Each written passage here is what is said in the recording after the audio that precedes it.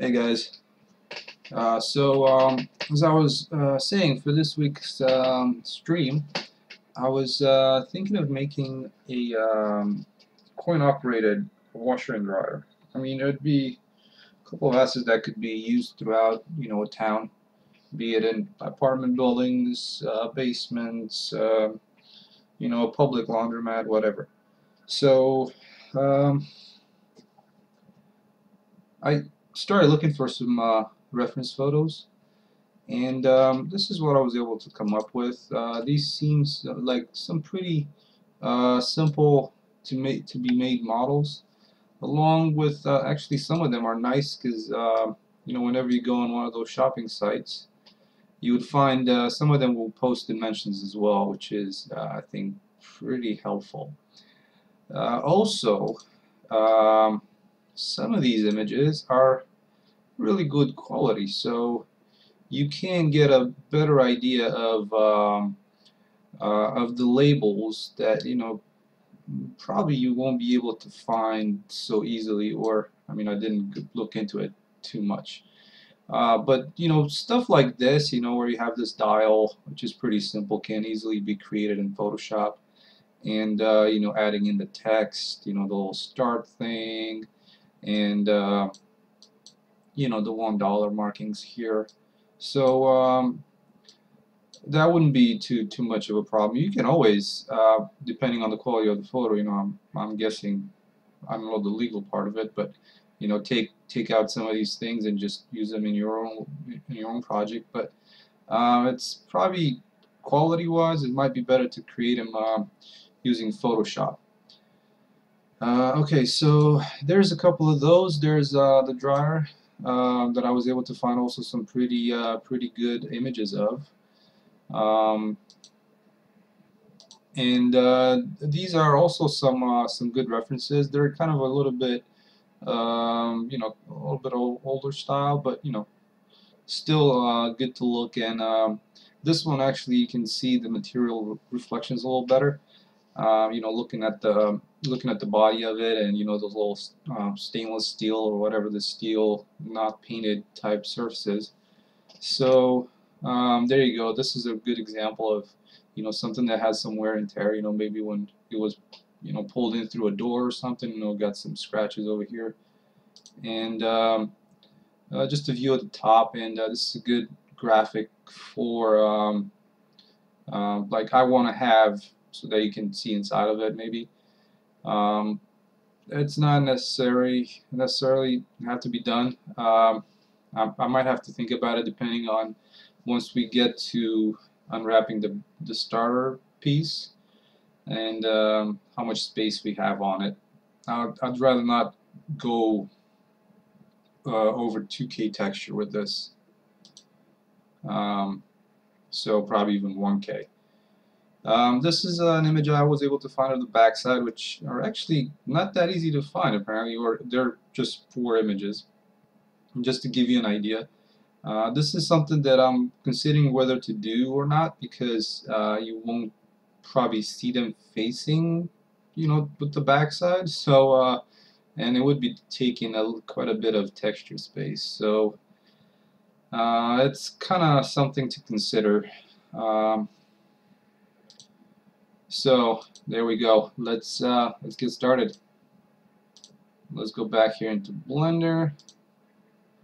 And so apparently, like we were looking at, because I mean we have to start out with a little bit of a block out. So the sizing of them, let's see, where were there's this one, so it's 4325. I'm thinking they're both about the same size from what I can tell. Yeah, there we go. Just one of them, it's a little deeper. I guess the dryer is this. I guess the how deep it is. That's how you call it. You know, you got the width, the height, and how deep it is.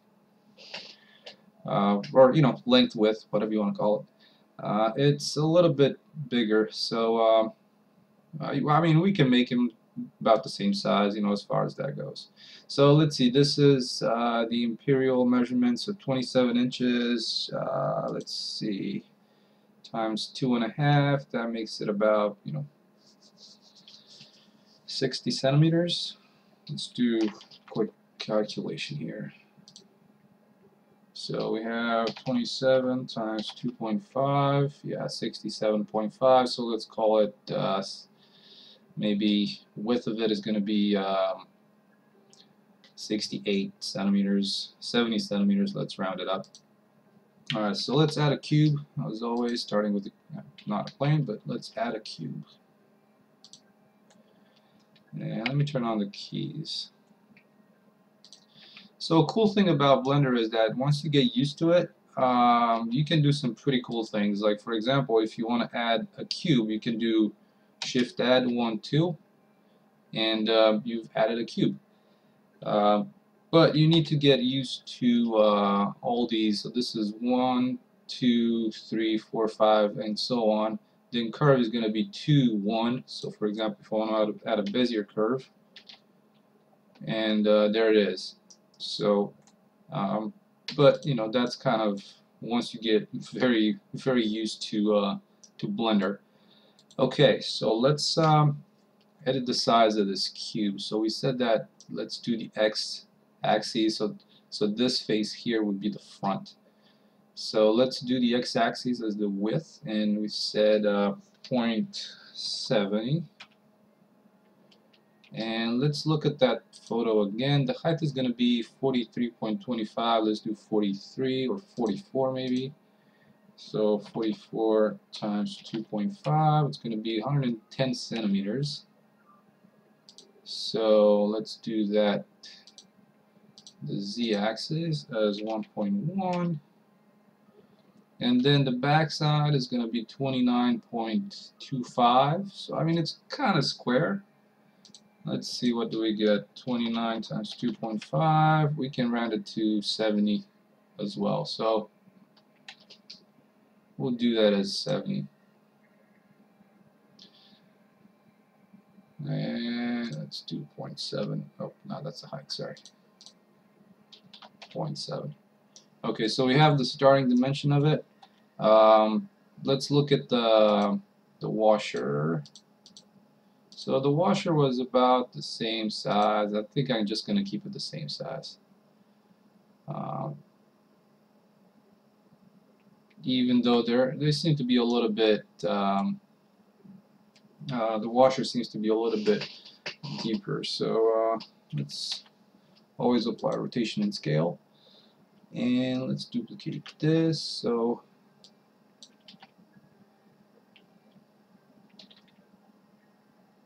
and we'll set it to the side a little bit.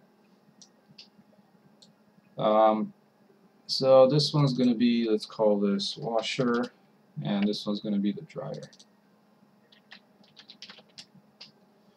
Alright. As far as shape-wise go, at least this brand is very similar, apparently. So we have the washer, it has like a top loader type system, and it's split into panels apparently along this side.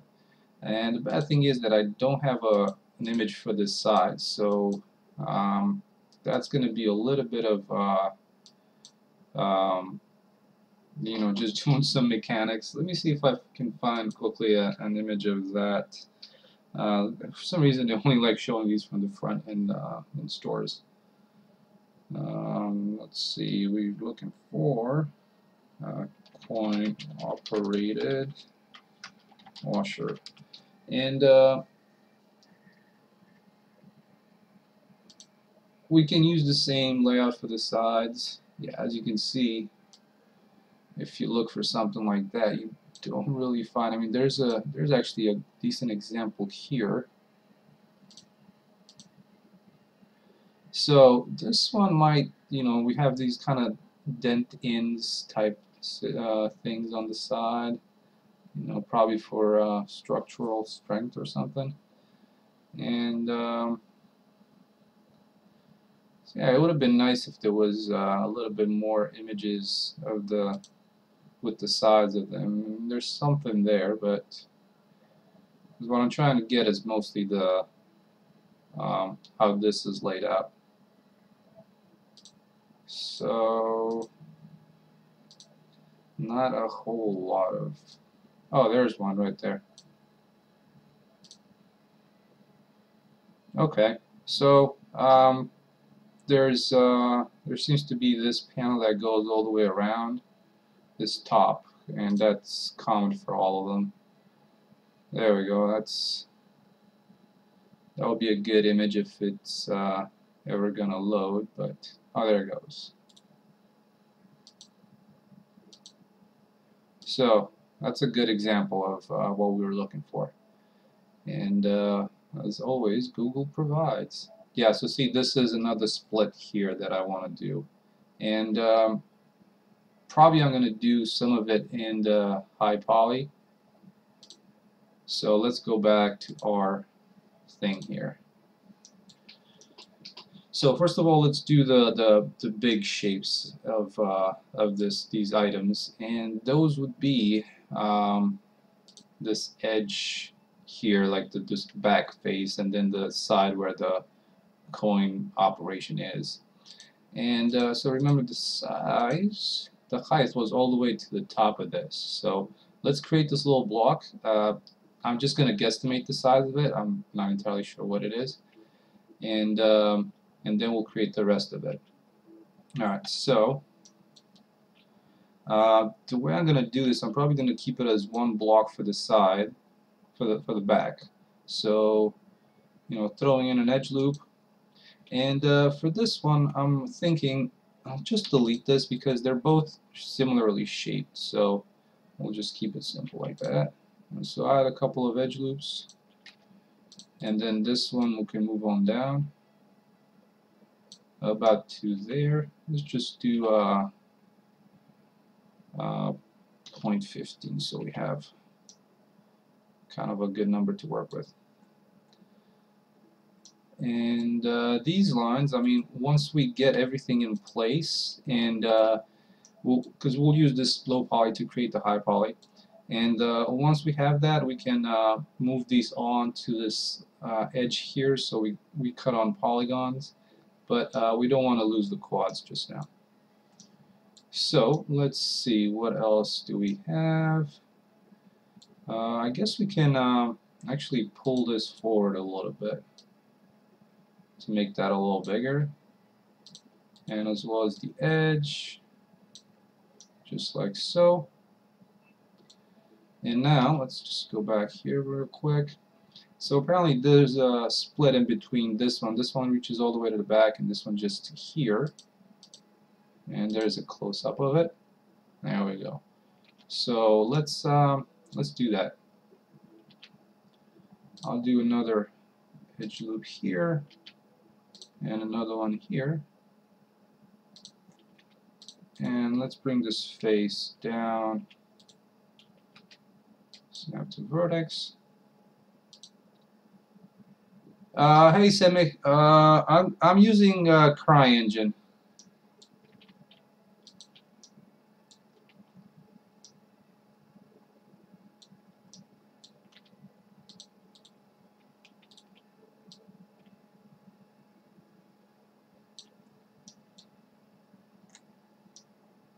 There we go. That fits in like that.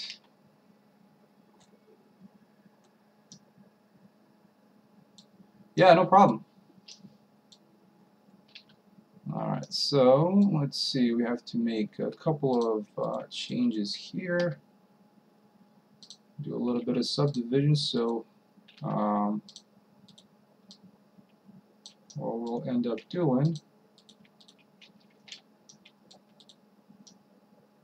we'll just join these here, so we have some cleaner geometry.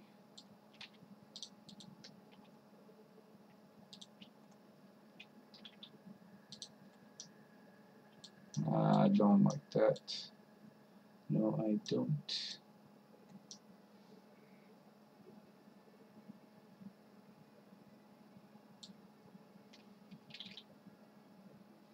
I don't know why this one is giving me a little bit of a hard time.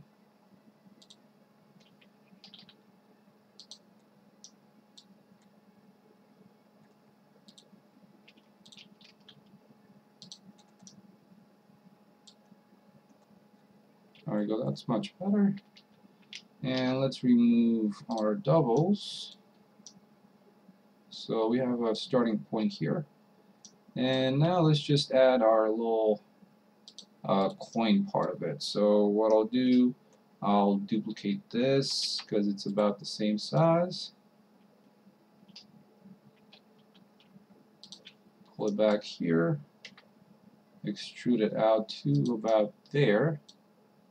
Because it's, if you look at the photo, that section is higher. I guess we can actually go a little higher. Let's see, I'm trying to keep them as, you know, so we can do a 0.2 maybe. There we go.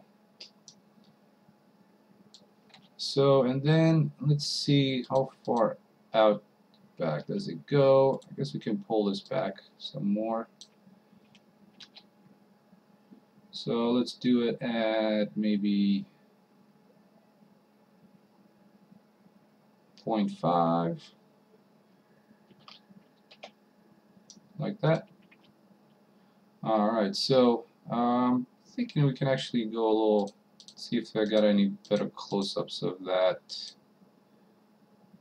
Yeah, I think we can push it forward, back, back a little bit, like that. And then we got to do the inside face here, which we'll have to make that, you know, geometry. And then the little coin operated thing, you know, that you push in when you put the coins in.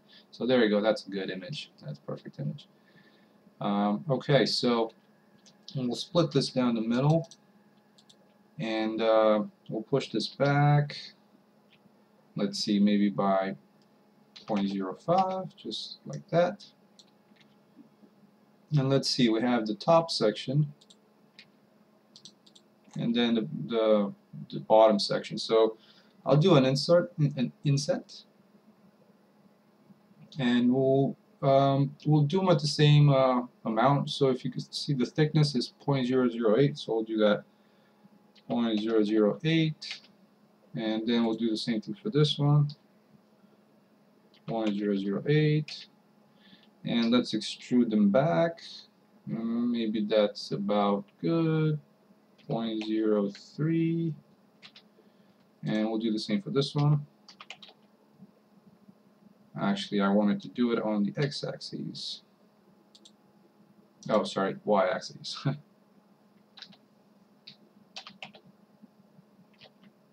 Yeah, that's too low. There we go. And we'll just have to scale this on the y-axis to 0, like that. There we go. We got something going on now. That looks more like a coin-operated type something. All right, so let's see. That one actually, these guys, I guess, step back a little further. So let's push them back maybe 2 more centimeters, like so. Okay, that's good. So we got this. I'm trying to rotate the image like. Oh, thank you, Samik. Glad you like it. There's this little thing. I guess it's like a key where you pull out the tray that has the coins. Not that I've done that before, but then the tray where you, well, I guess you call it a tray where you put your coins. So let's add those in. We'll let's do it like this. We'll select face and move the cursor to this.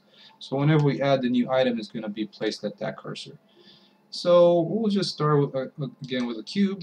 Scale this 0.01 because it's pretty small.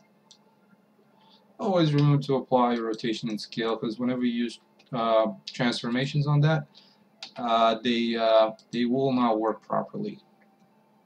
So let's move this thing out to there. Scale on the x-axis, and let's see what's the placement of this. Hey, Laura. Yeah, glad you're here. I'm doing fine. I'm doing fine. I'm actually I've actually started working with some code in CryEngine, and it's actually not that difficult once you get the hang of it. And at least for the simple stuff, I haven't gone into the weeds of it yet. So, but yeah, so I've been you know, thinking about doing, you know, more streams. So hopefully people can benefit from them.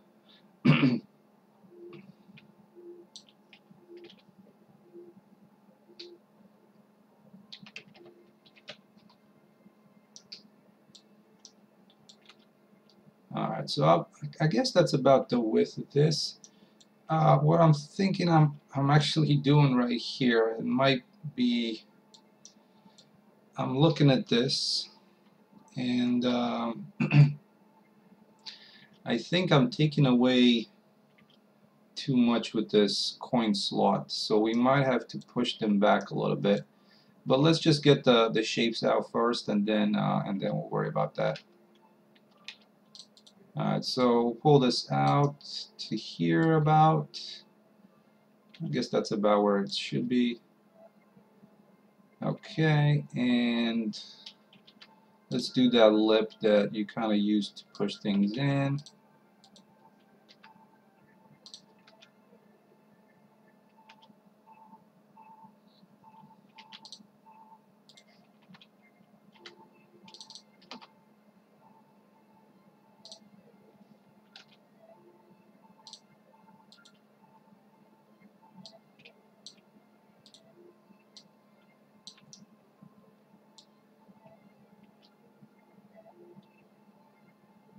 And let's take a closer look at this.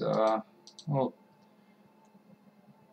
confused about the shape. So this one seems to be going in somewhat.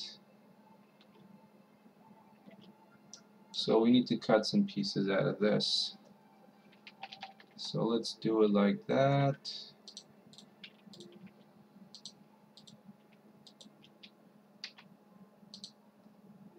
Now you can always use the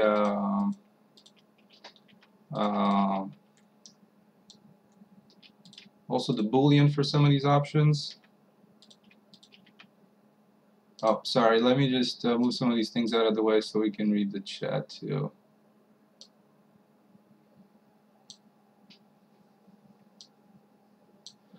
Well, yeah, I mean, CryEngine is C++. Yeah, Python is definitely nice. Java is also, actually, I wouldn't be scared of Java. It's a lot. I think it's a lot simpler than C++.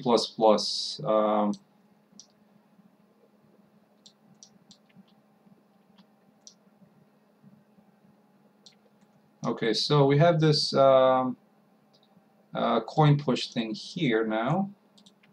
So let's add that little thing sticking out. So for example, in my case would be this. So we'll add that to this section here.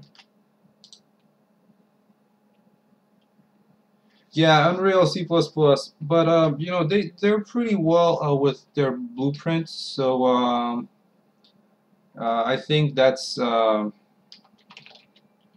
of their strong points for Unreal.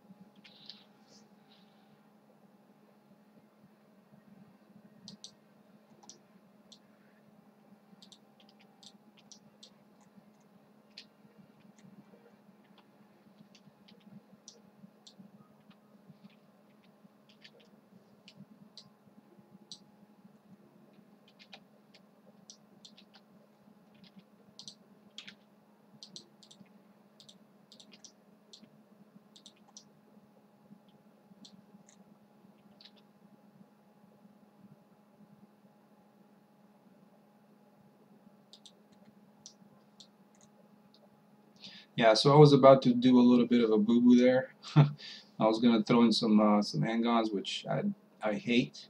So we'll worry about those when we get to the more detailed part of it.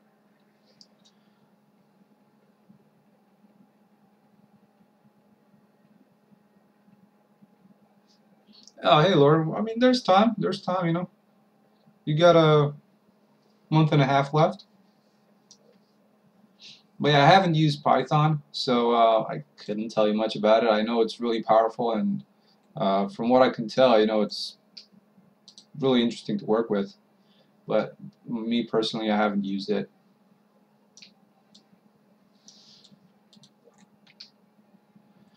Okay, so let's see about this. What I like to do is actually, at this state, I'd like to create a duplicate and move it maybe to a different layer, to 6. So if I mess this up, you know, I can go back to it. So let's try this, this beveling here, and hopefully it won't break too much.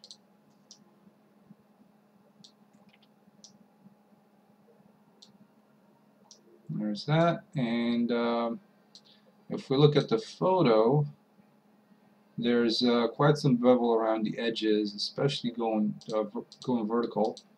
So let's see what else we have. Yeah, so see, if you look at the bevel here, it's pretty heavy. So let's try that out and unhide all this stuff. So we'll get these long edges here. And the bad thing is I can't really tell. I'm thinking it's only going to be this. This section here is not.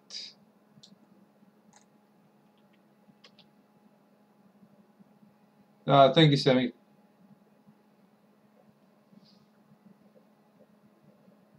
I've heard things about Udemy, but not a whole lot, so I couldn't tell you.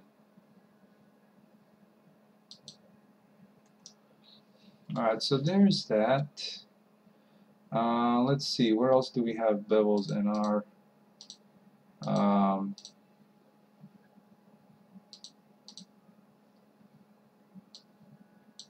so let's see. There seems to be some around these here, not very strong, but we can do them. And this is see, that's what's good, so you don't go too far out. I actually, from what I can tell, if you look at these, you know, these sections are separate from the base. So I'll do that as well. I'll separate this section here.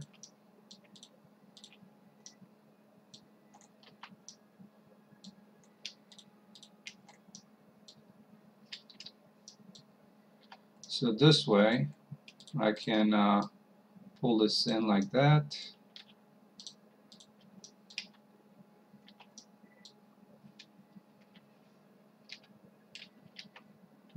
Come on.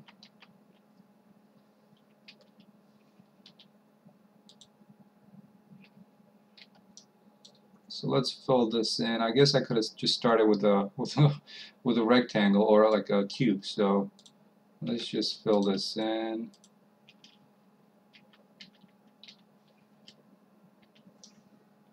And let's remove doubles and do a limited dissolve. So there we go. Actually, I'm missing something here.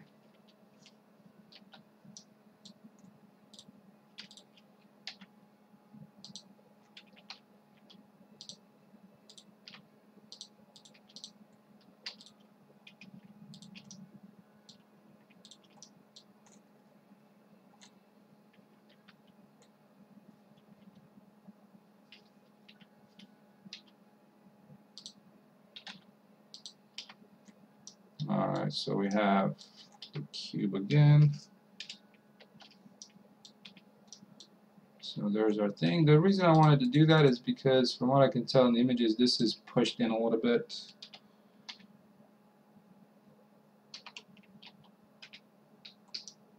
Just like so.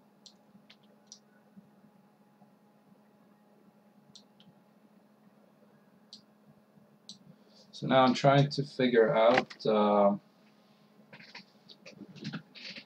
what's the distance between so how wide this is versus how wide this is, because you know you have to think about how big the since we're going to go off of the same shape, you got to think of how big the loading door is going to be. And at this point, I'm thinking it's pretty close, but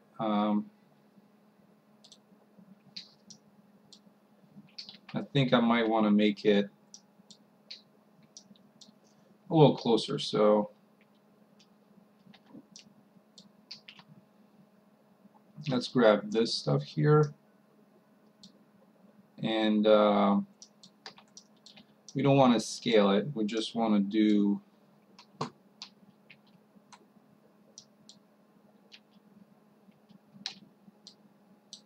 grab this and push it in a little bit.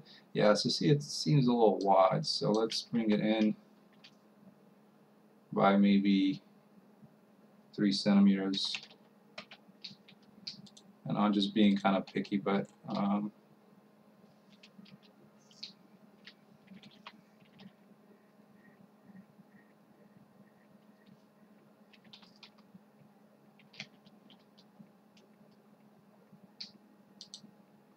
we'll like to keep things centered.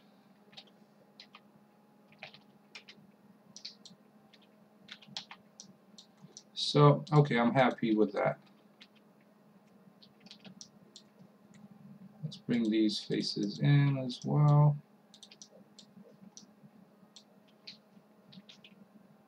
All the way too far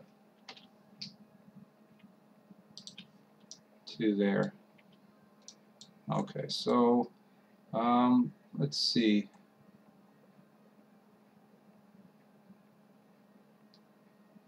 I guess we can do a little bevel on these things also.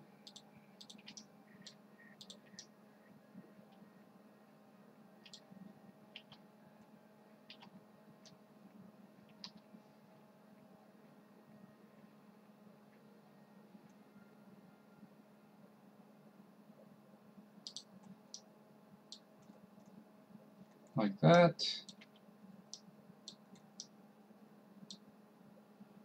Alright, so what I'll do is I'll continue in the same object. I was thinking of separating the body, but we'll do it here.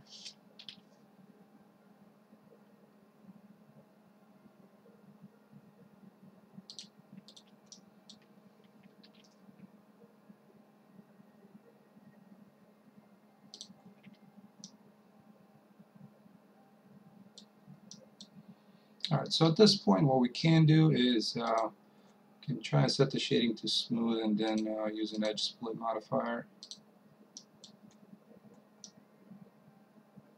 to get these to look a little better. And yeah, the headache about it is sometimes that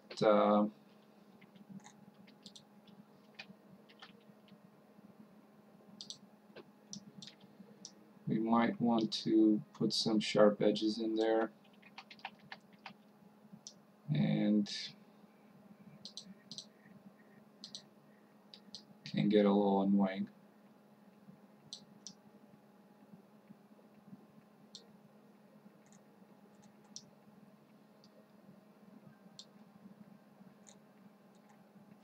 So yeah, getting the shading just right is really important.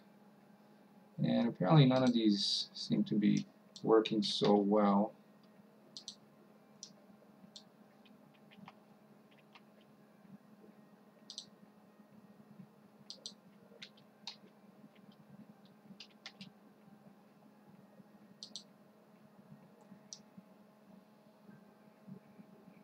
least not to a point that I like it.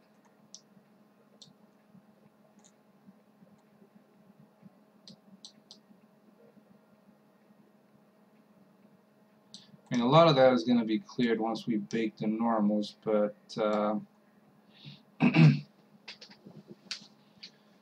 I've always had a hard time dealing with shapes like this, especially when you have bevels and such. So what I was trying to use is Hardops. It has a really cool feature with where you can you know, make things sharp, you know, create bevels. So I think it's very useful. But sometimes, you know, it doesn't really. I mean, it's helpful, but to some extent. So what I might end up doing is creating some sharp edges, which I hate, but that will have to be done apparently.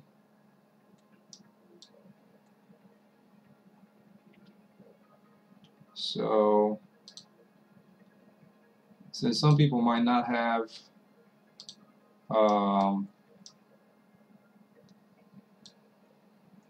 Hardops, let's just try and use auto smooth and such.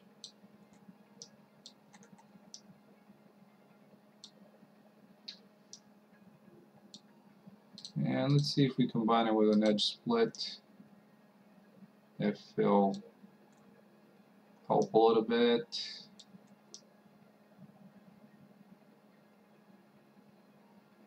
Yeah, I'm still not a big fan of how this is looking.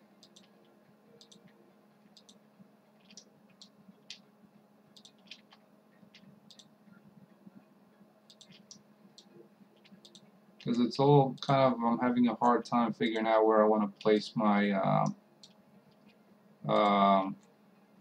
my hard edges.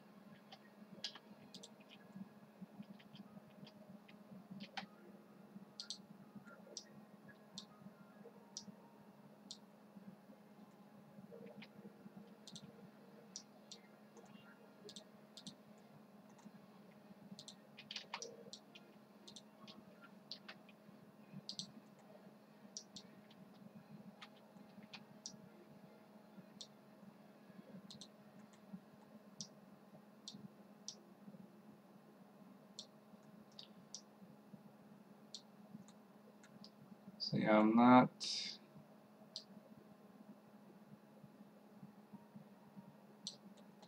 entirely happy with it.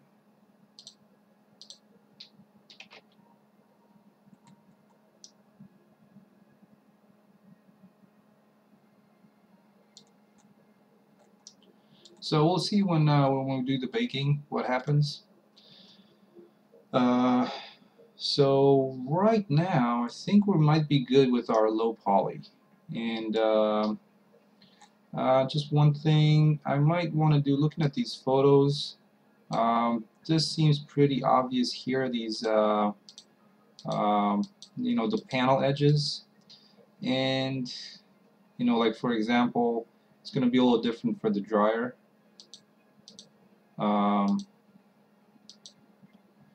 And the washer only has this thing on the top. And what we can do, and I'm, you know, really thinking about it, is if it's worth the work to do the interior of it. So I'll probably just do it shut. I'll just do it shut for now, and then we'll see what comes of it. At least we'll get one of these completed today, and next week we'll continue on with whichever one is left. So I'll do the washer first because it's a little simpler with this door here, and then we'll do the dryer. So let's scroll through these photos one more time, and take a look at, we'll do this one. So we have the top, and the top actually needs this little key here which sticks out, so we can't really get that done easily through um,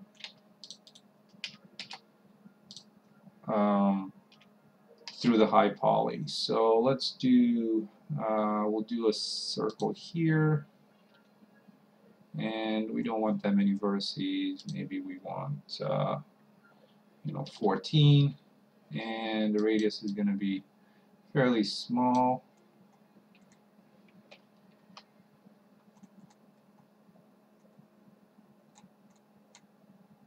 Just like so. Actually, for this one, I'll make it a little bigger because the first time you do the bake, you might get some of those weird edges if you don't do, a little bit, bigger on the circles. So,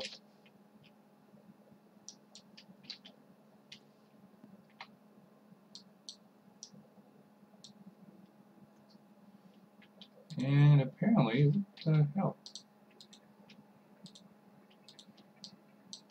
That was weird. I could not move that.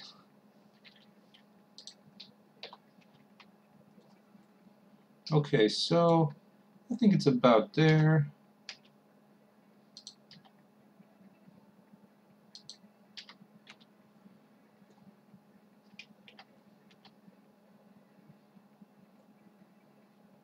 And apparently I need to specify this to be smooth as well.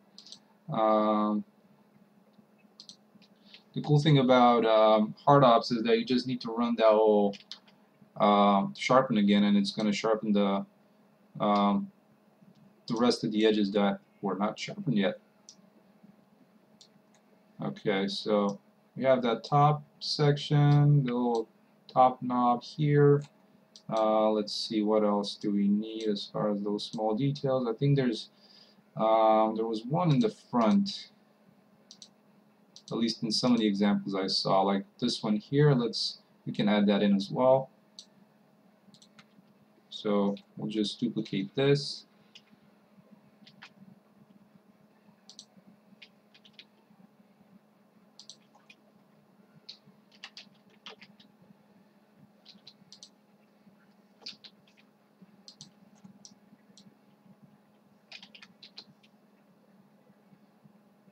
So let's put it somewhere around here. And I really like to see, I'm probably going to end up doing, I'm not going to resist and end up doing these panels and the low poly as well, even though it's not really needed. But I want to, so let's try that out and see, or at least we'll see how it comes out. If it doesn't look good, then screw it.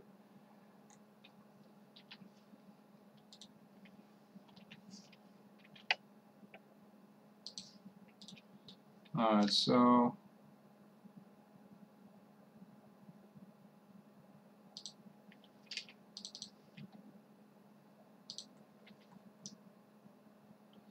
I think that might actually work out okay.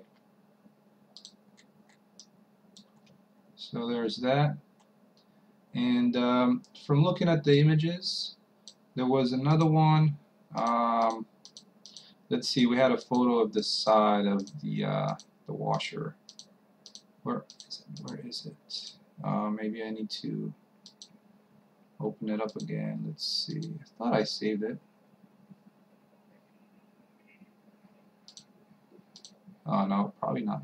Alright, so there's another one separating by the way it looks, this front panel from the back. So that one actually comes from our little crease. So let's get that in as well.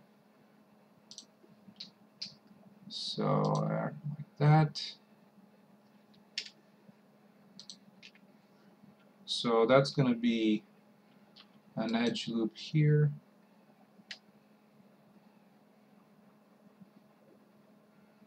Just about to there maybe. And split it with the bevel. That's actually a pretty cool thing to do. Alright, so for this one, we're not going to need all of it, so we can do that. And this is one thing that I hate most, and I hate it with a passion sometimes, is that this one is an Angon, and Angons do not play very nice. So what we might end up doing is, let me try something. So let's delete this face, select the edge, and we have a cool feature called Grid Fill, and which works terribly. Oh, and it works terribly because I've added all those new edge loops in there.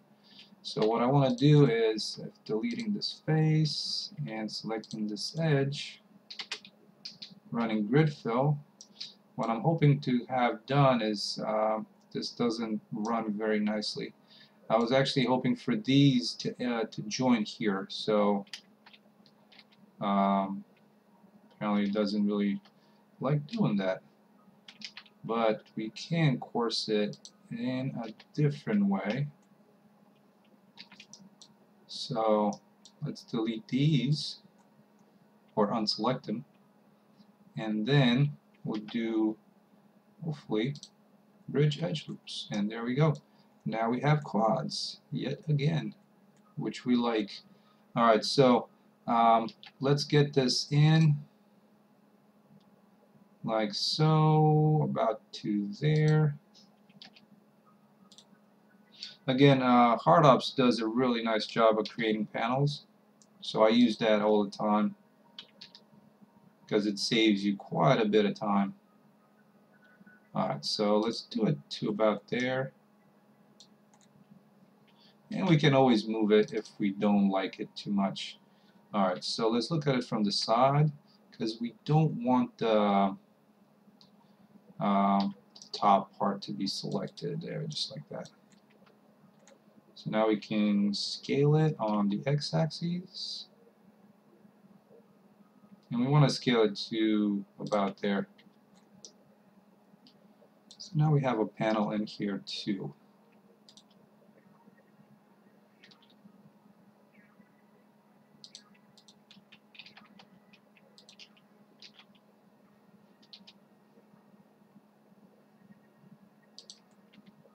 Or what looks like a panel. Okay, so I'm thinking that's pretty much, actually, yeah, apparently this backside does not work like the front, so one of these items is not what it looks like.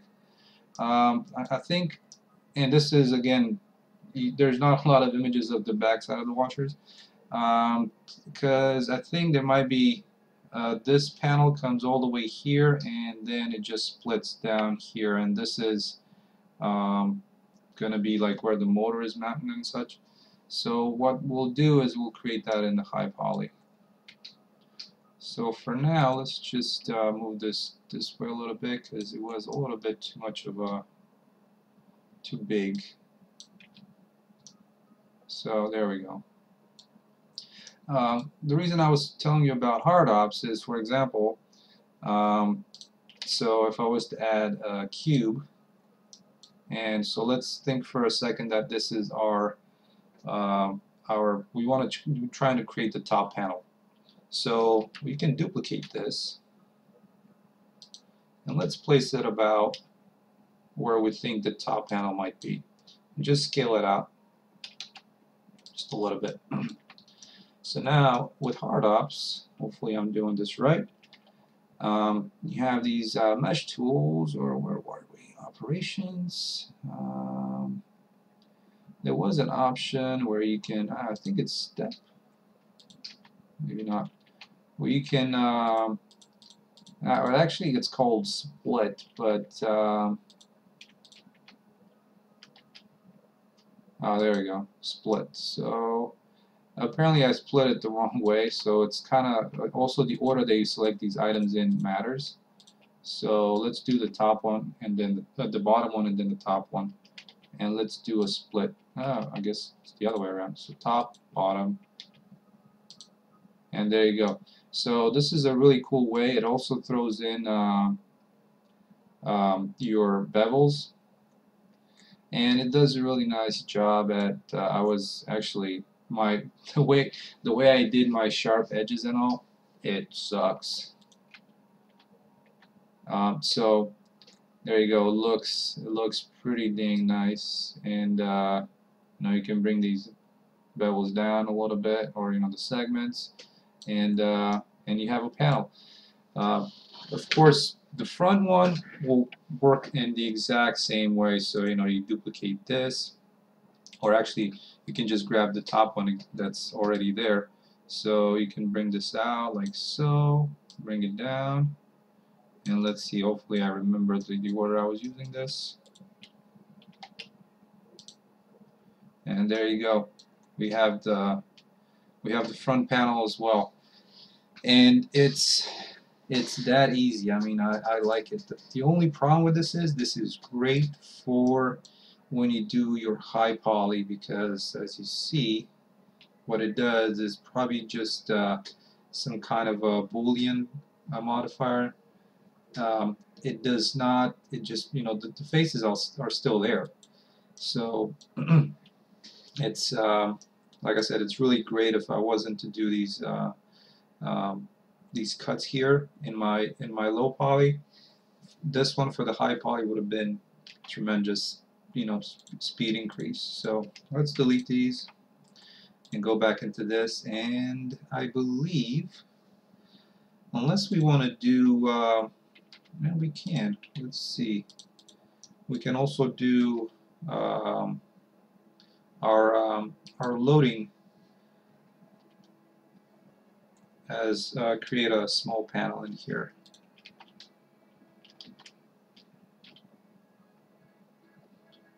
So this would be about to there. Let's do an inset, and we can do an edge loop in here, then push it down like that, and we have the beginning of the top door. From looking at some of those images, let's see, where was a good image? So as you can see, there's our line, and there's like kind of the spacing where you want to fit your hand and lift the lid. So let's try and see if we can create that as well. And I want to grab these two edges, put in a subdivide,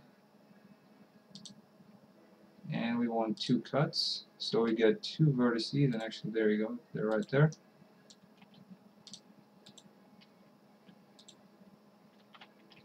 I don't know why that one got so skewed off.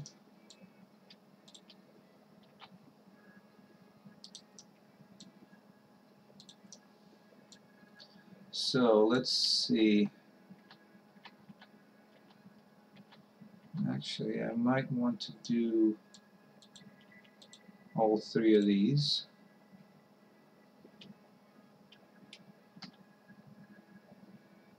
And let's do a subdivide. And we want to subdivide it twice. So let's grab this edge here, and then this edge here. And using individual origins, we'll scale them along the x-axis to 0. So now we can scale them again, but we want to change back to medium point. Scale them back. And let's see, how do we want to do this?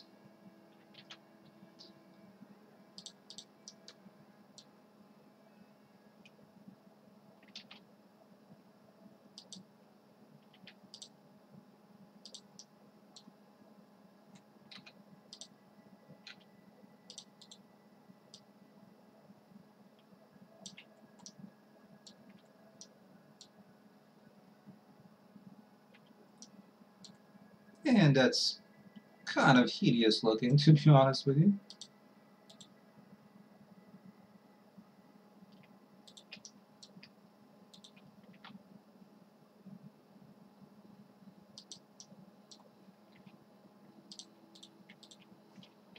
And this is where I'm doing something I don't like. Ending up with triangles.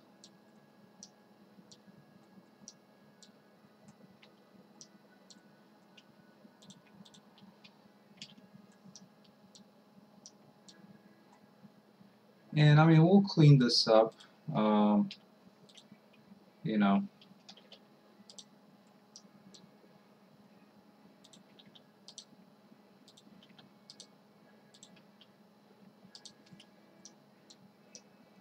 A little bit. So let's remove some doubles and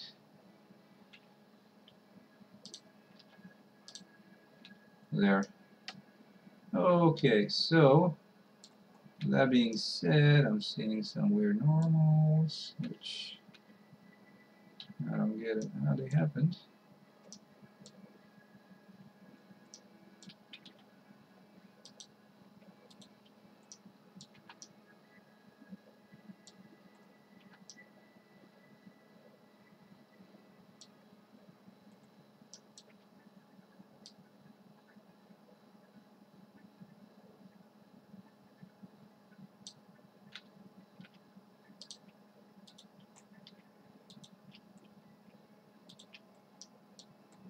Let's do another hard edge in here.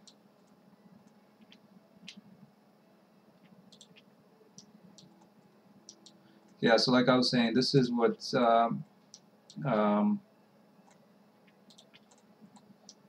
Hard Ops nicely does it for you. You know, getting those nice bevels.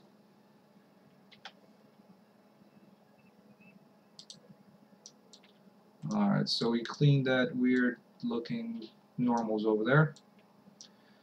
And now we get to do the fun part of the high poly. So let's put everything into one,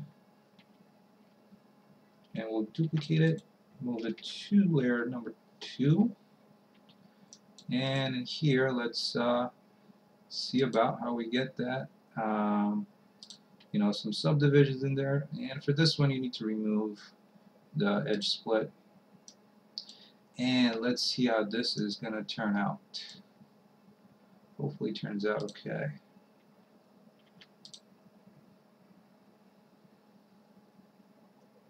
Especially for whenever you have angons, and in my case I do.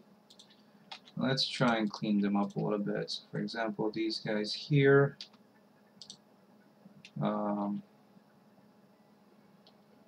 we'll try and do the same thing we did before with bridging the edge loops.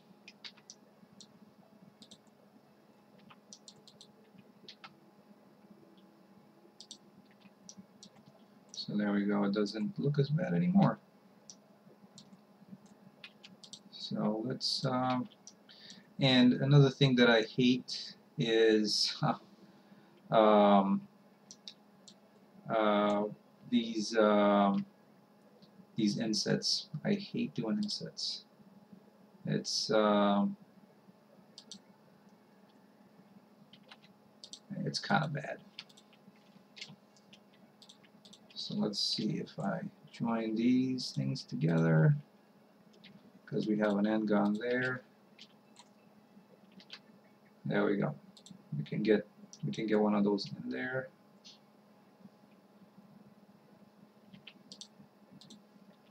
Actually, let's do 2 and scale on the x-axis like so. And the same thing here. This one, since it's not very vertical, so to speak, we'll just leave it like this, and we'll pull things down.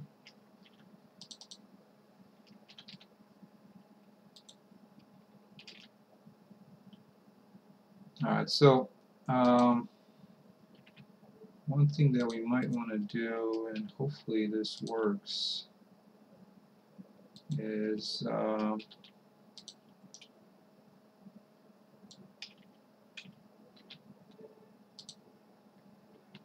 Let's do that. Because I like to be able to throw in an edge loop in here. And now I'm getting a little bit particular about things, but since I might have not have done this the proper way in the beginning,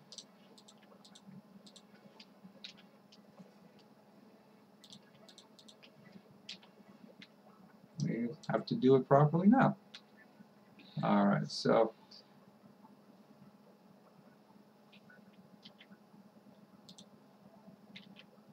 as you can see, you can't do much here because we got this unfriendly end-on. This is why I kind of hate bevels, especially in the low polys, because it just adds this extra kind of horrible thing that you need to do.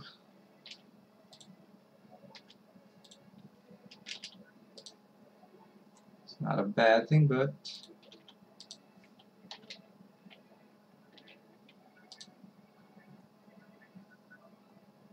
you know, it'd be nice to not have to do it.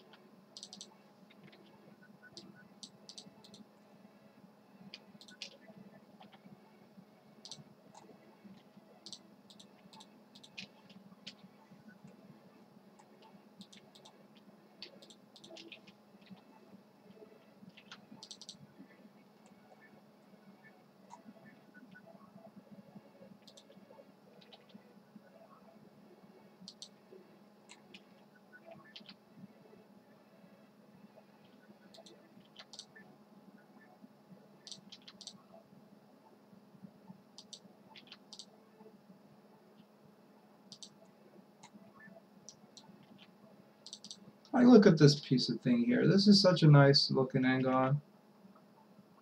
I mean, I wasn't gonna say end-ons, but you know, quads. Why can't everything be like that? So there we go. That turned out nicely. Let's do the same thing for this thing here.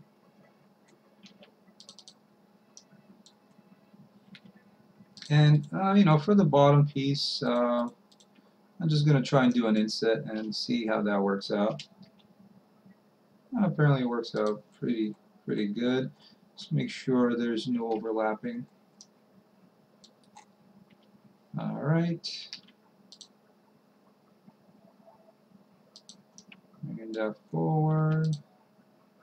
Goes backwards here.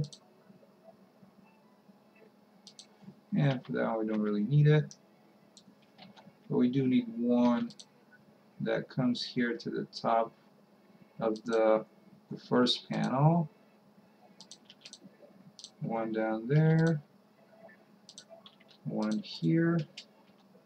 And this one I believe was like a key looking shape, which we'll just paint in Substance Painter.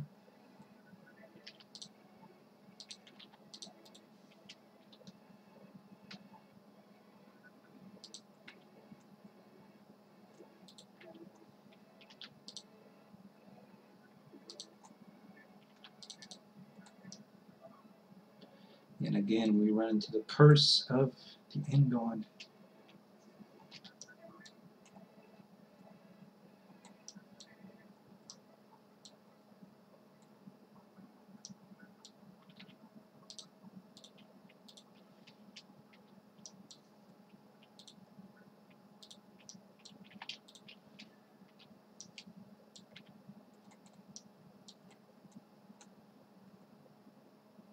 There we go.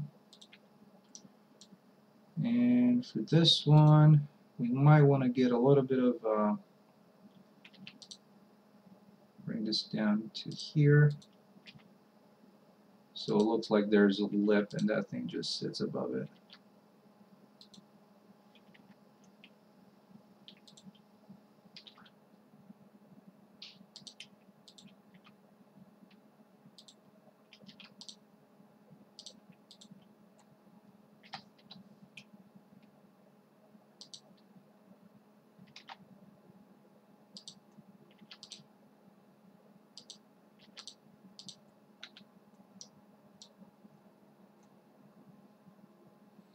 Alright, so one thing that we need to do is get rid of this auto smooth.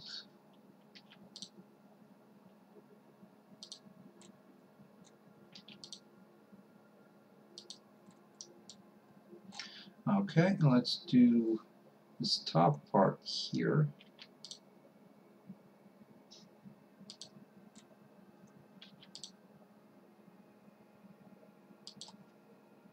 Trying to make it look more like a lid.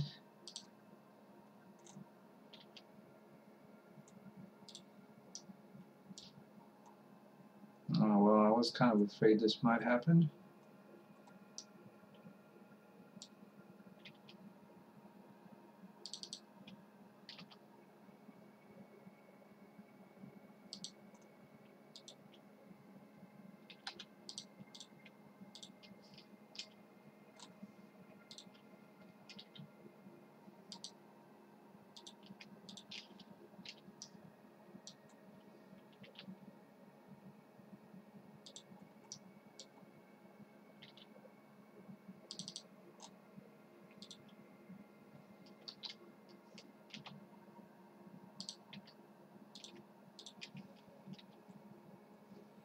But we'll fix it.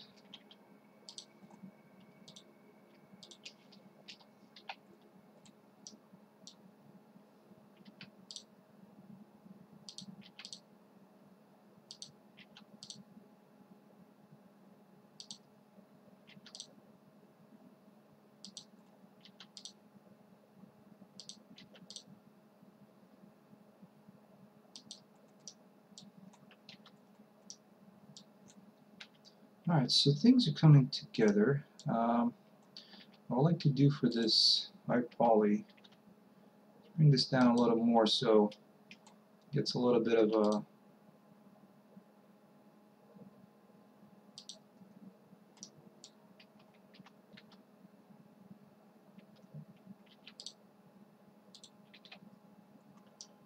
whoops, and what is that?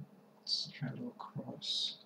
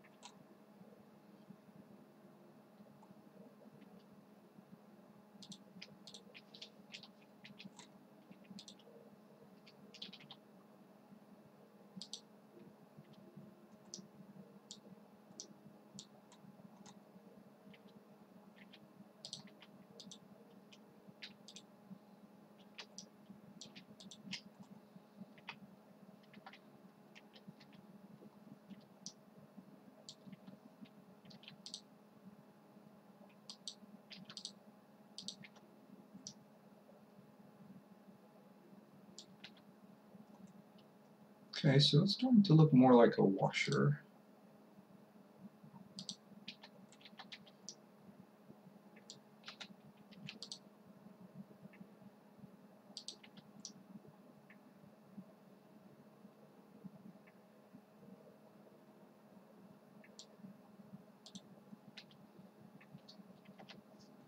Alright, this back side, I think I can push it in a little bit to give it some kind of a different aesthetic.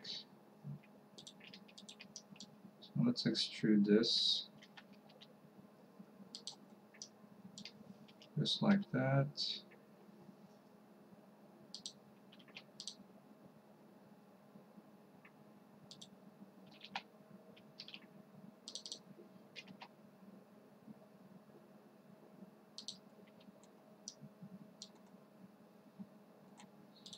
And we'll do the same thing for this. This is where we want that panel to go.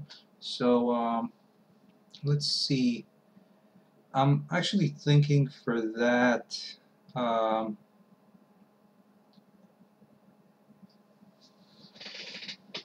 there's quite a few alphas in available in Substance Painter, so we might use that. But let's see if we can do something interesting with the high poly. I mean, maybe people don't have those brushes, those alphas, so let's see what we can do here. I'm thinking of doing a couple of these like so.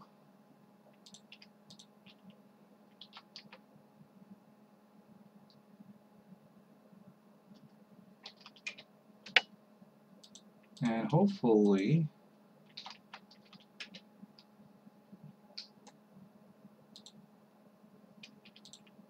the reason for my madness will soon work or do something.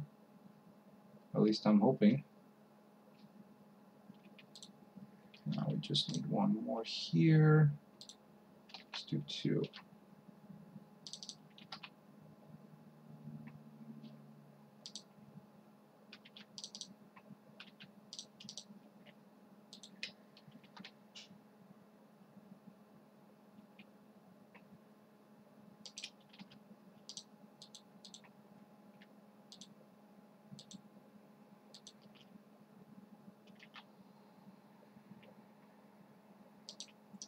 So I'm hoping to do this as the back panel. So now let's see if we select these faces here and extruding them back like that, hopefully will give us our back panel.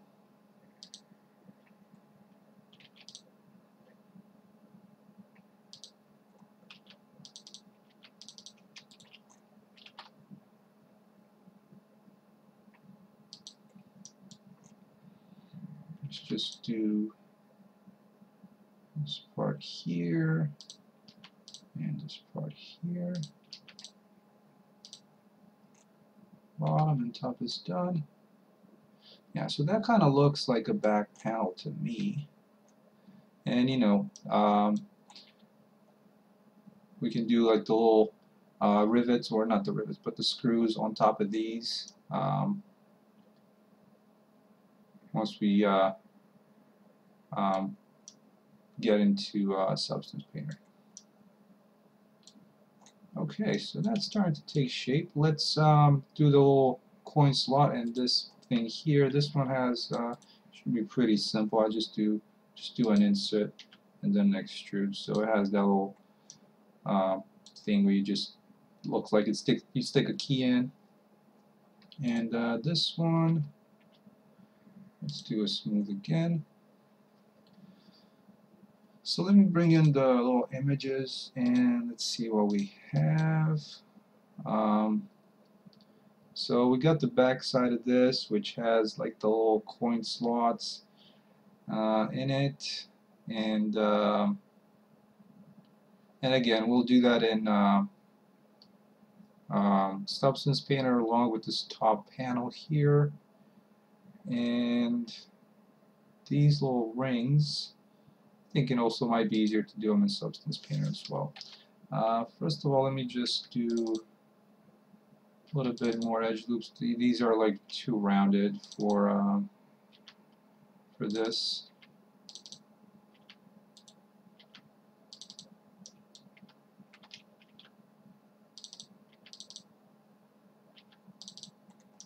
There, I think that's a little better.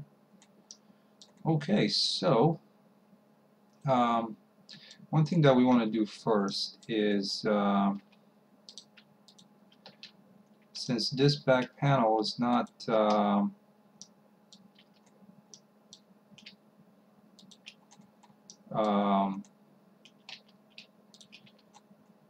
part of a separate geometry, I'll have to do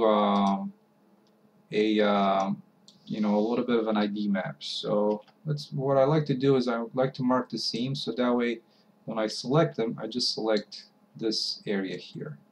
So let's do, in order to do a new material, and we'll do this red and assign it to those faces. Doing it reverse select, I guess, Control I, and then you do the rest like that. So that way when we do the bake, it's it's coming in nicely. So let's just make sure that what I do not like sometime about this is that and this I don't get is, there we go.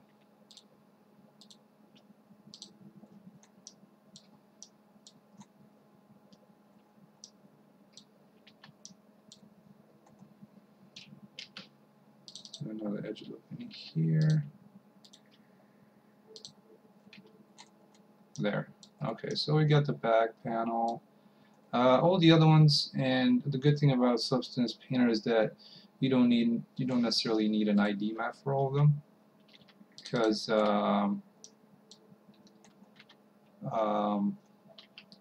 you can go off and select by geometry.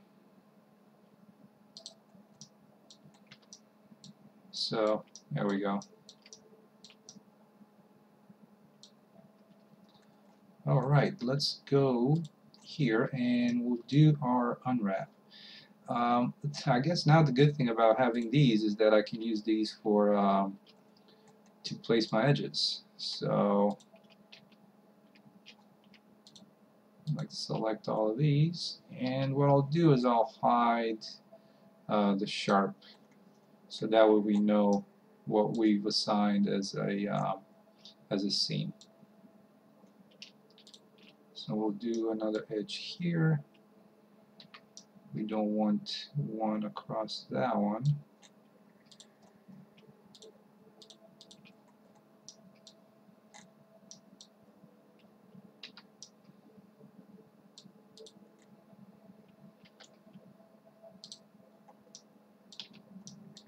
There's part of that over there.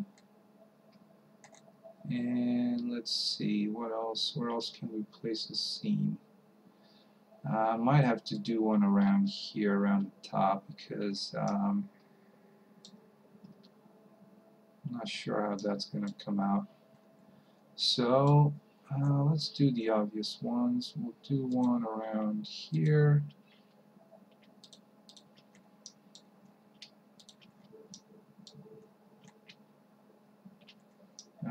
Actually, let's just leave this and we'll do it like so.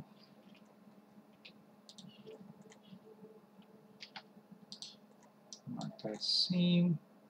We'll do one around these top knobs.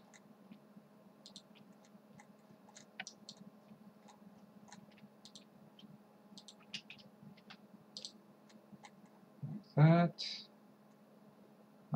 Let's do it around here, or wherever you see all these hard edges, you need an edge loop in there.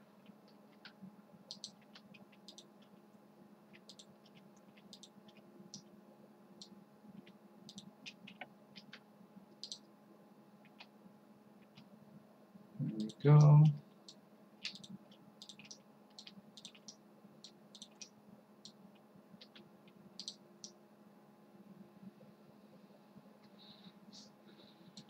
Let's do, I might leave this as is for now. Let's finish off the push slot mechanism.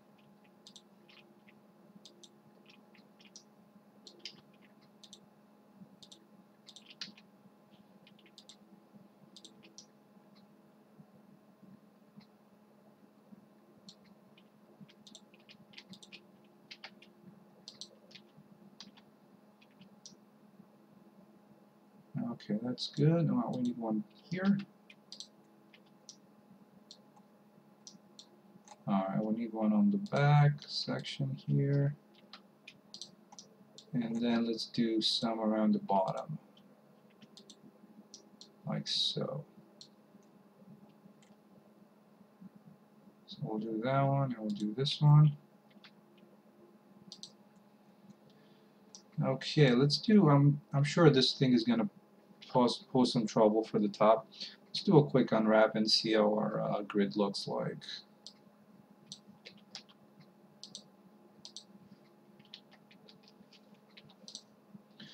as you can see, this is going to be kind of awkward for the back part. So let's do a UV grid.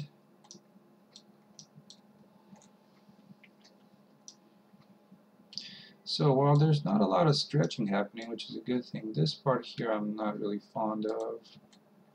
So let's throw a seam in here.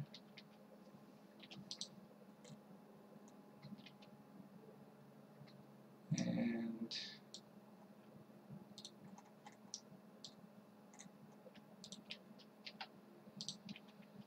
we need to split that.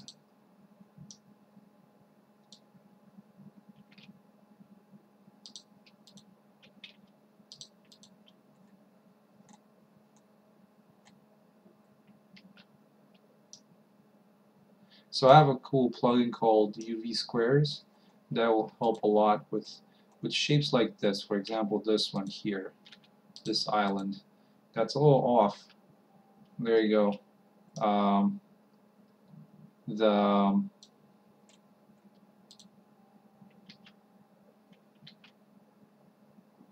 This plugin really makes it just a square from all these, shapes that, they are ribbon, but they're not really positioned correctly. So let's just do this one. Is all weird how it sits, and there you have it. Let's make sure we have everything somewhat placed where it's supposed to. Alright, so there we go. This is one of the problems, this top thing, which is the reason I'm using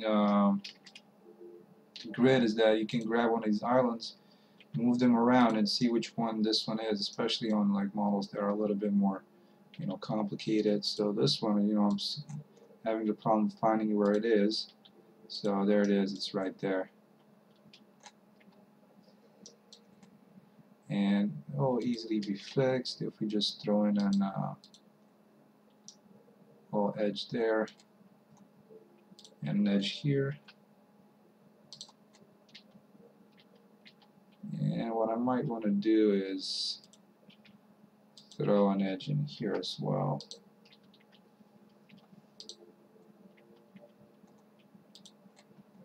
So, like I said, just using this edge, this UV Squares plugin, you have them done nicely. And I think I might be missing. Oh yeah, there we go. We're missing a couple of edges there.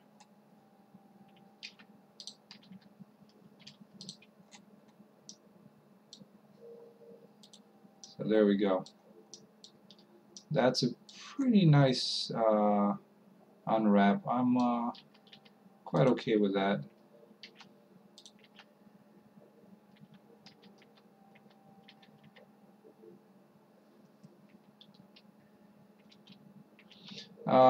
What I'm trying to do right now is position these UV islands a little better, just to see if I can get them to work a little more efficient. So one thing that I don't like is this here. And see, that looks so honky. Even though they're Ngon or they're quads, it looks bad. So Alt E, and there you go. You might want to scale it a little bit so you have squares. So let's try and position these again.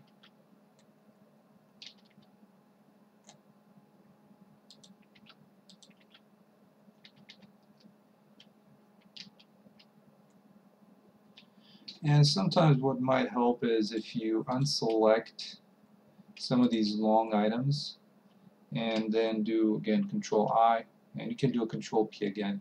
So there you go. And then do another Control I, do Control P for these ones.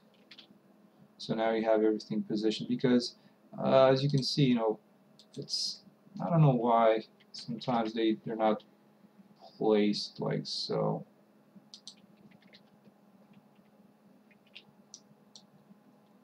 Okay, so things are actually looking pretty good, except for, whoa, what's happening here? That looks terrible. So let's throw an edge in here as well, though I'm not really liking the placement of it.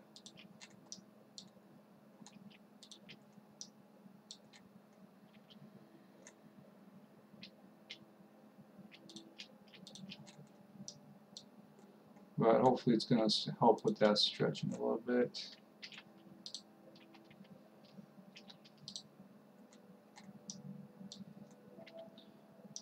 Well,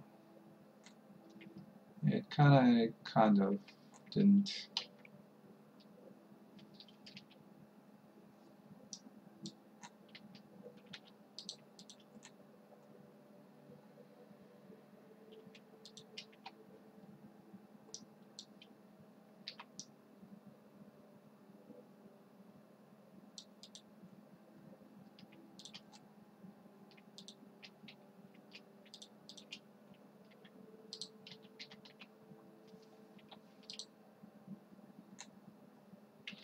Yeah, this section I don't like here. I don't know why it's so weird.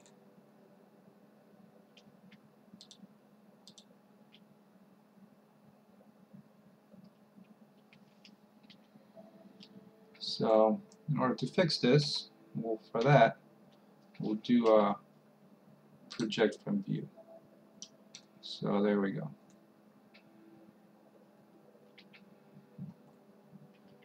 The only thing we have left is, again, running through our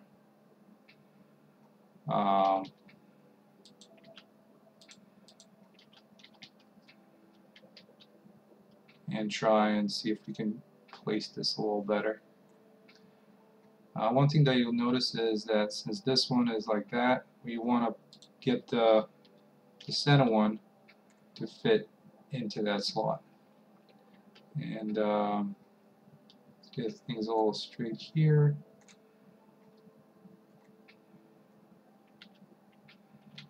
And for this one, we can also do the same thing and project from view.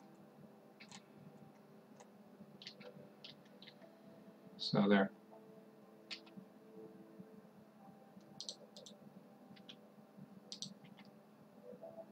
And we'll try and place it right where it belongs in there.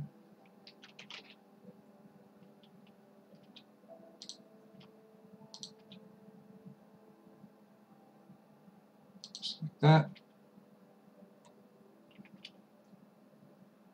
Alright, so let's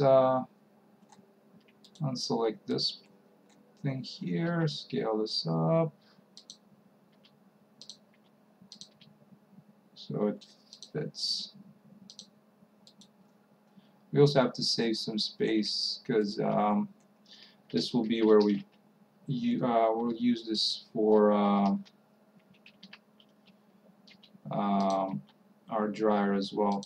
Even though the dryer will be, the only difference will be for the front panel, because everything else we'll reuse, and hopefully it'll turn out good. Let's give it one more check. And these guys here are a little bit too big. We're trying to get everything to have the same density.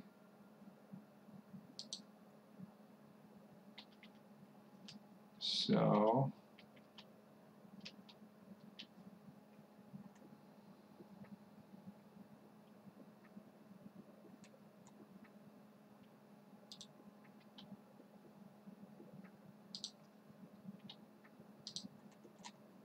it's a little more like it.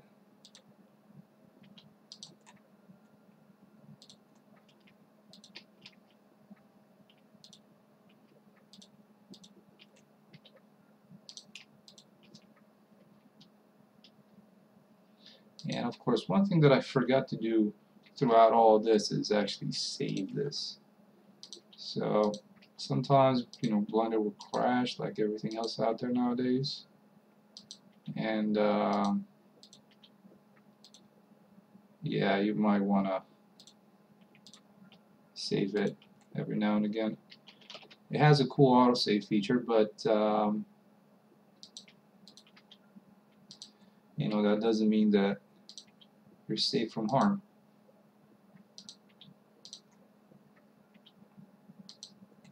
Okay.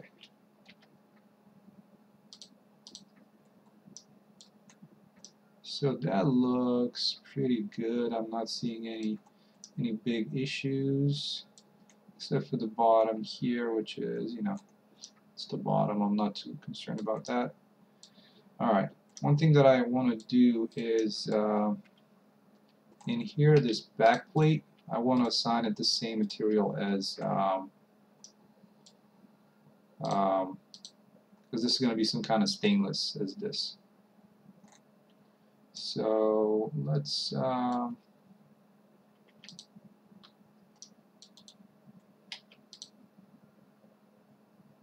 know, all the way up to there, all the way up to down here.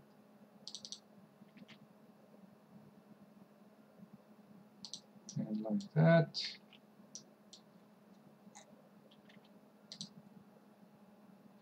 Also, here's another cool thing with Blender is whenever you select faces, you can do Control Plus.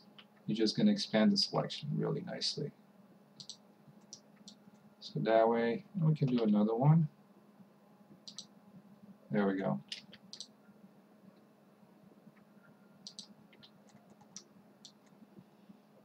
Okay, that's good. So let's save it because I don't want to lose this. I thought I had a thing for props. Apparently I'm having a hard time finding. So I'll just save it here for now.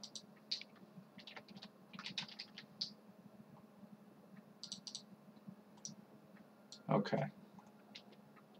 So let's go to number 1 and create a new image. We'll do this as 818K for the ID map, no UV grid.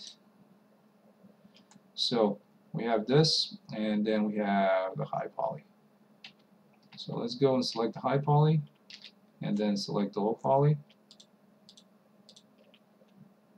and make sure that I have everything in place. And we'll do a bake for textures. Quick bake. And so we get all these, all that red part that we'll use to assign a some stainless steel material or something.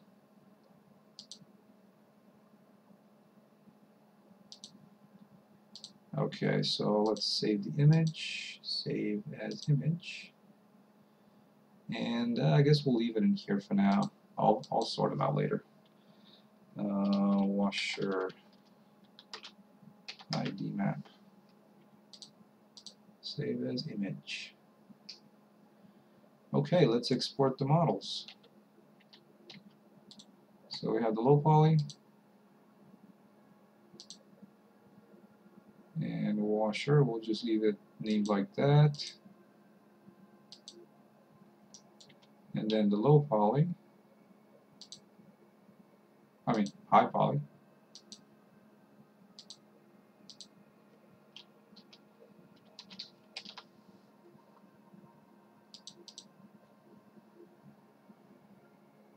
Okay, let's fire up Substance Painter and see how the baking turns out. That's the more important part of of everything, because if we have some normals that are messed up and such, you know, we don't want that. Let's create a new document and select our washer. Alright, so there's the low poly. Let's do a bake. and get the high poly. I usually start it at 2048.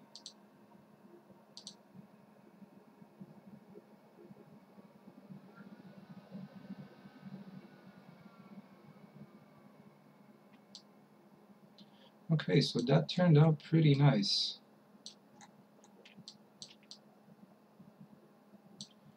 There's some hard edges here and there, which we can sort out. But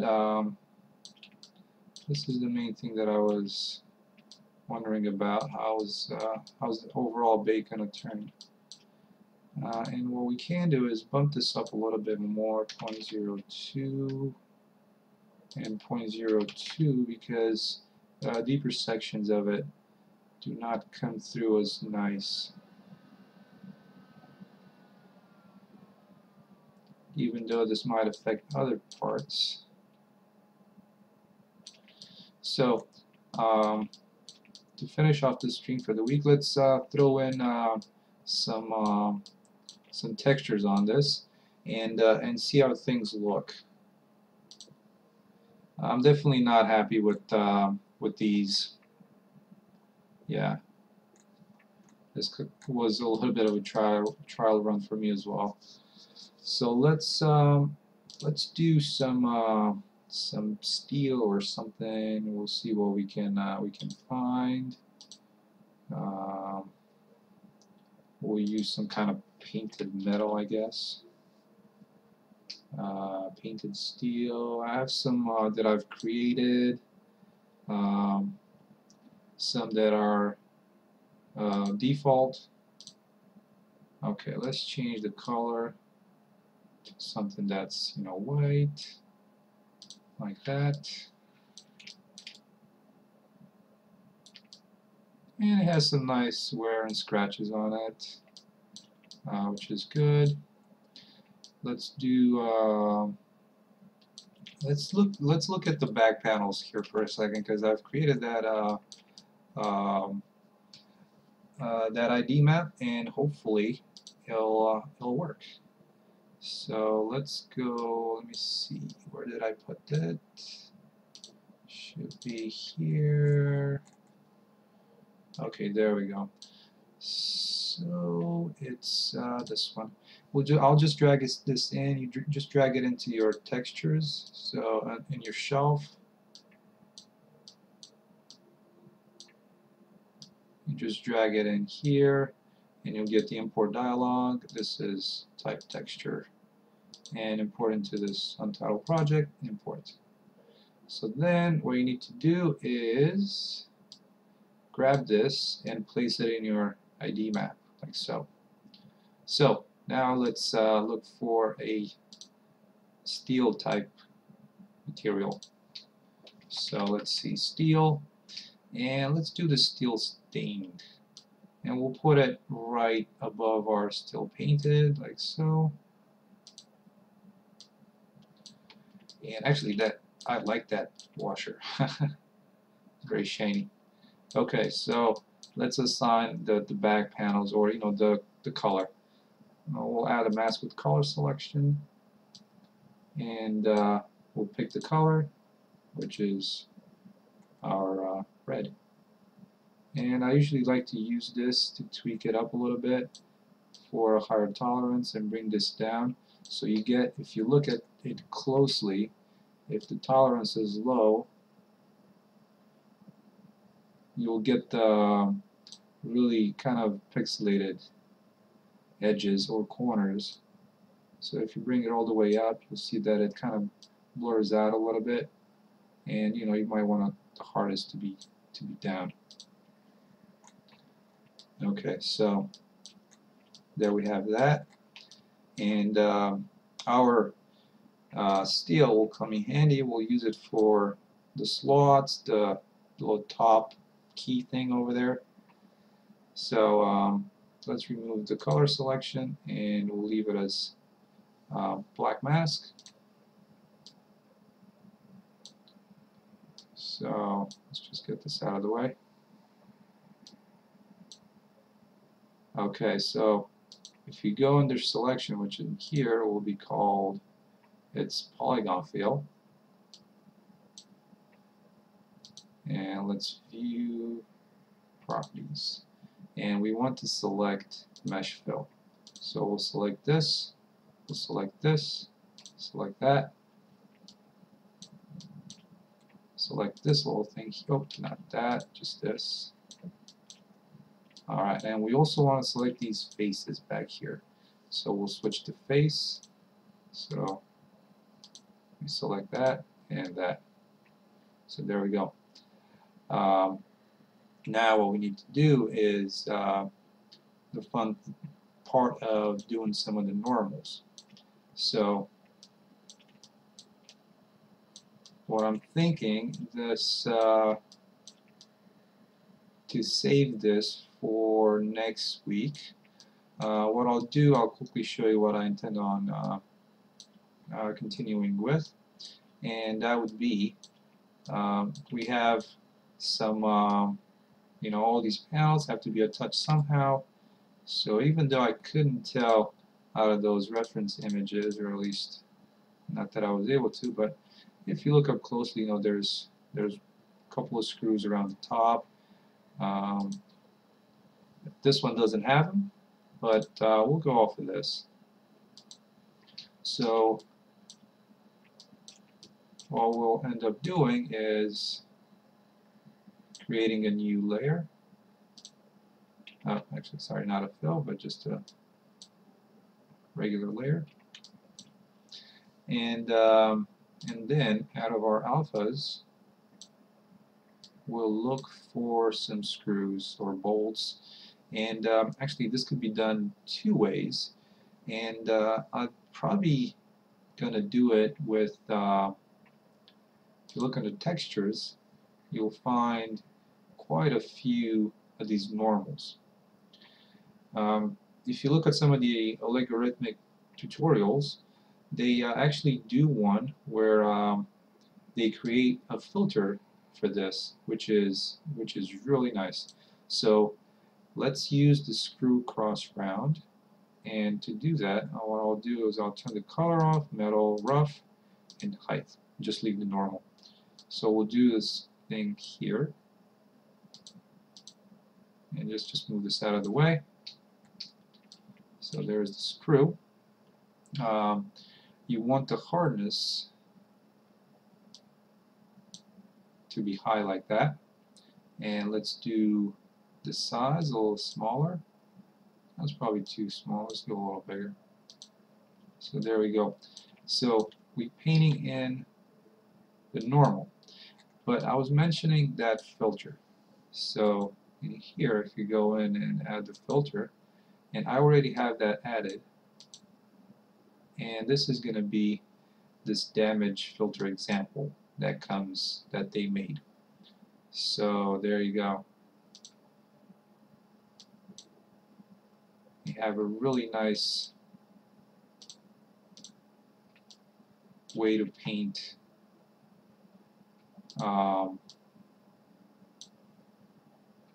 normals without having to go back out and do a second bake and, you know, go through all that trouble.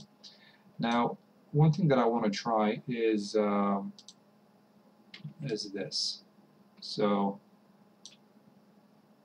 this mirror editing. There you go. That's pretty neat, right?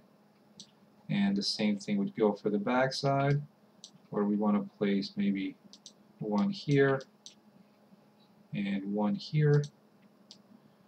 Also, from what I could tell from some of those images with the back part of it, they seem to have some kind of vent-looking things in there. So let's look for some of them, and you know, some that might look kind of okay. There you go. I think that would be perfect. So let's throw this in to our. Oops, that's not where it's supposed to be. Let's throw this in here. There we go. So let's see how that looks on the back side here. And we'll make this a little bigger. I'm just holding down Control, right mouse, and then dragging out. Now I'm not sure if this is going to look good with it looks like it's kind of a jet engine. Yeah, so it's not going to look good on, you know, to have it flip like that, but it's going to probably be looking okay if I just have it there. There we go. Alright, so some of them also had some kind of panel looking things, and you can always create these yourselves out of an alpha. I'm just going to use what's currently here. Actually, thinking back, I think this event might have worked a little better. So let's try that out. And for our alpha, let's get rid of that and make this probably about this big. So there. That's a kind of, you know, event for the motor or something like that. Okay, so let's look for that you know, back panel. I know there were a couple of them that were pretty good looking, and for example, this one might be good, that one might be great.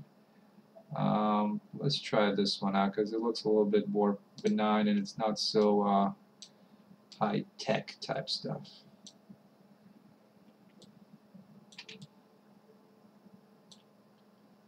So what I'm guessing I'm going to do is let's remove that, and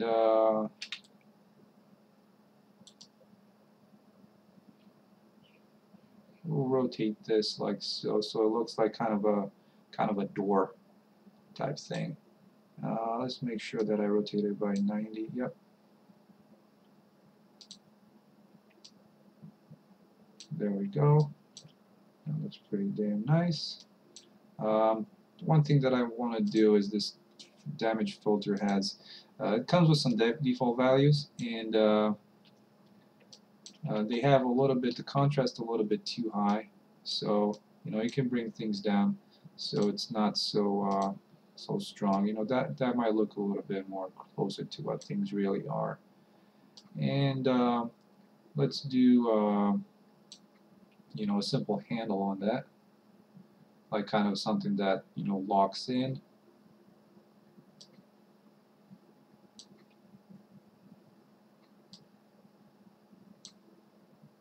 Again, this is right now, it's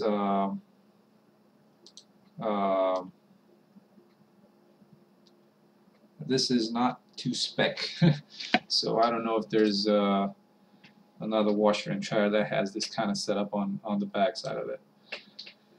But then again, it's fictitious type things happening, so let's just get some screws in here and here.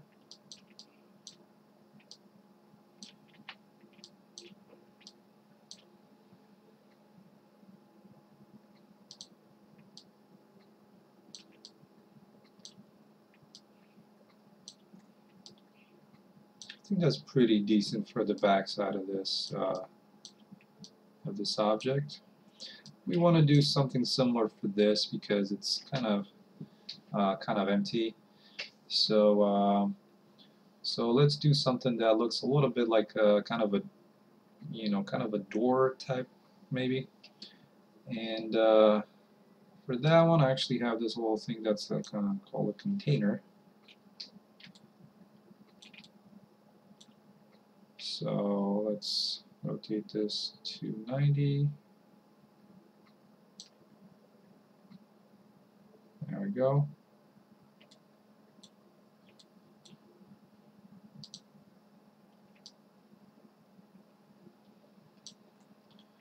So that looks pretty good there. Let's paint the little keys, and for that one, since you know, you're not going to be able to tell what it is, just going to use this thing called the panel 02. Make it smaller.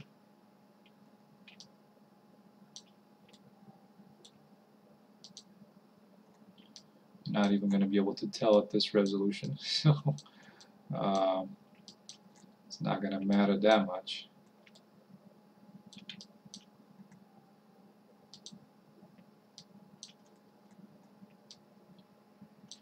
There we go. Okay, so one of the things that I might do is this is a little bit too much wear on this, so let's do grunge amount a little lower. Actually, no, I was okay with that.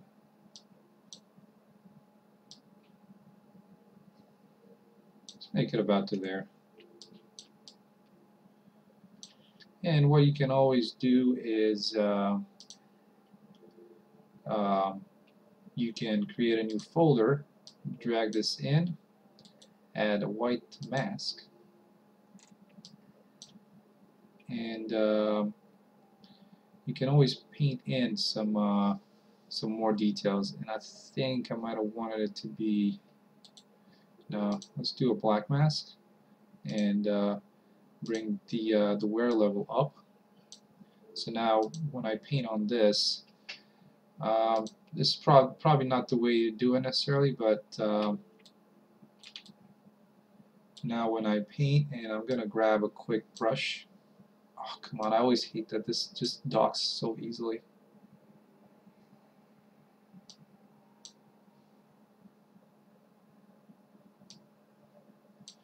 Alright, so let's go into our brushes, there we go. And we use the dirt because I guess that's the easiest one to use when you paint damages and stuff. So now when we're painting, the underlying layer is going to show through. So maybe we don't want to paint, damage everywhere. Maybe we just want to do it to there, maybe here, maybe around here a little bit. You're kind of thinking, where is the most usage that human contact that this machine is going to have? Probably around where the coins are being inserted. Around here. Maybe around the top, you go in and you just start messing around with things. Probably about, around the back side, around here a little bit.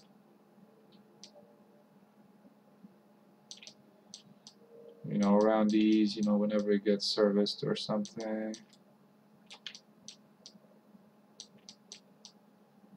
Just like that. There you go. That actually looks pretty good.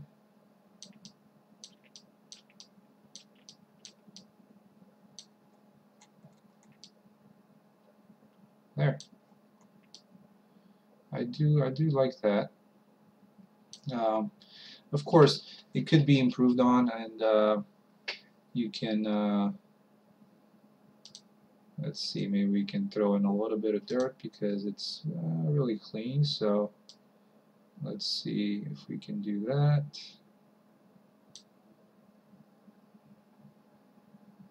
There we go. That's a little bit too much dirt on the bottom, so let's reduce that. This ground dirt.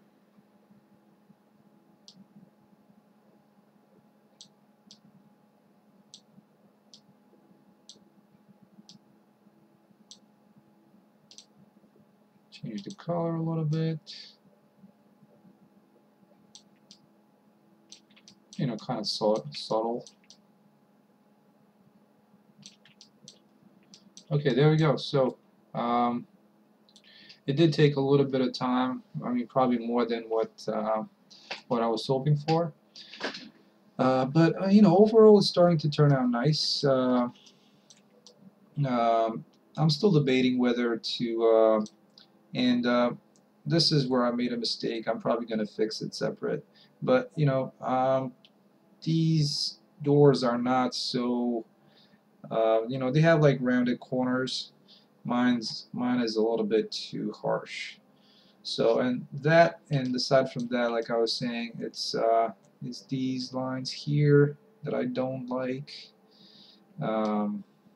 So I'll fix that separately, and next week what we'll work on is getting those decals in there.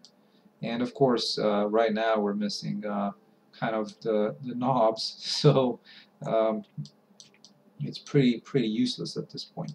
So we'll do that, along with the coin slots and fixing some of these things around here, which is due to that baking type.